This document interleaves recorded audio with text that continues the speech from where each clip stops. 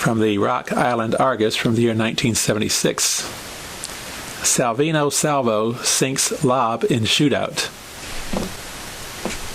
Carmen Salvino came out firing, and when the circuit cleared, the PBA Hall of Famer from Chicago had singed Larry Laub of San Francisco to capture the first place trophy and $6,000 in the Quad Cities home box office tournament at Suburban Lanes last night. Salvino, who never led the tournament in the early phases until he defeated Californian Dave Frame in the final game of match play, had to wait out 3 matches in the televised finals, taped to be played on home box office television. The first telecast of the tournament will be shown on HBO this Sunday, and other showings of the event are scheduled for August 12, 15, 19, 22, 26, and 29 on the special teleprompter TV Channel 2. By the time I got there, the lanes had changed drastically, Salvino had said. My first shot went through the middle, and my second was light after making an adjustment. I knew then it was not time for Hollywooding around, that being looking for something fancy. So I just came out firing. What he fired was 3 straight strikes that put Laub in a hole he never got out of, although the match was close through 6 frames. Then Laub, who had been coming up tight on the headpin, tried a little extra speed and came up with a 5-7 split, which he failed to convert. The veteran Salvino then put the match out of reach by throwing a double, allowing him to survive a 5-pin count in the 8th frame and a split in the 10th. Laub, who had defeated Akron's Tommy Hudson in the second match of the night, 254-237, and had advanced to the finals via a 215-212 win over Frame, said he just couldn't adjust to the fast-changing conditions. The practice, all the games, and the hot television lights are like a whole day's bowling on a pair of lanes, he said after taking second-place money of $3,500.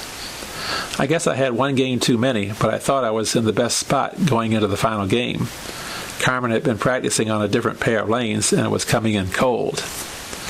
But I just couldn't stay charged up for 3 games. I guess 2 games is right, and 3 is 1 too many. The championship was the 15th of Salvino's PBA career and his first this season. He won twice last year, including a summer tour victory at Pittsburgh that followed the 1975 Quad Cities event.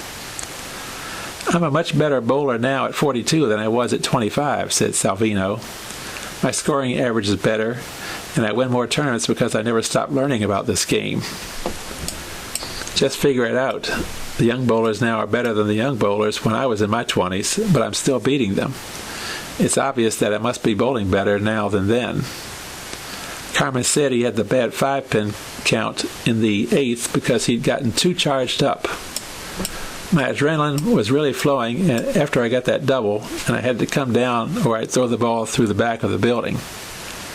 I just tried to let myself go limp, and I got so loose I dropped the ball and hit my foot with it. Salvino, who uses more gestures on the lane than most of the players, said it's not planned.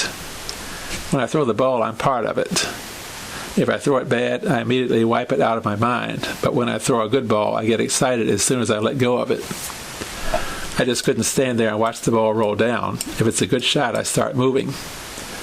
Salvino said his experience and willingness to learn were major factors in his victory.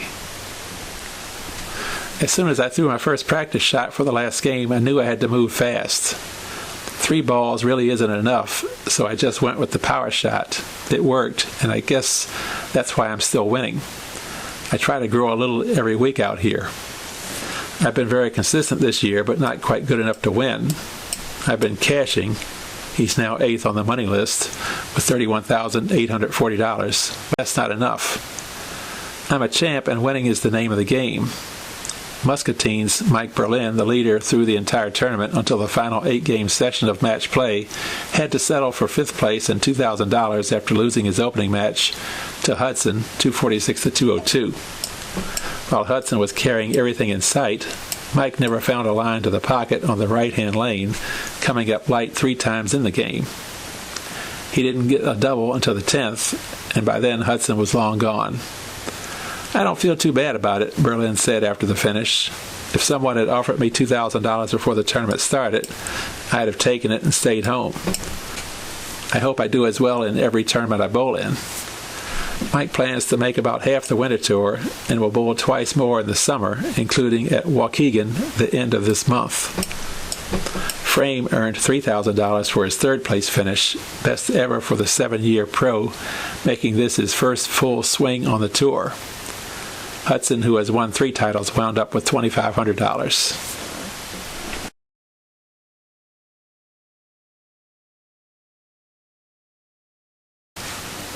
From the Gazette from the year 1961. 17,000 lanes in Canada net $60 million. Bowling in Canada is a $60 million operation. There are 17,000 lanes in operation across the country, and each nets some $3,000 annually. As many as 14,000 games may be played on one lane in a year, though the average is around 10,000. 5-pin bowling, most common in Canada, is 20% cheaper to install and 15% cheaper to run.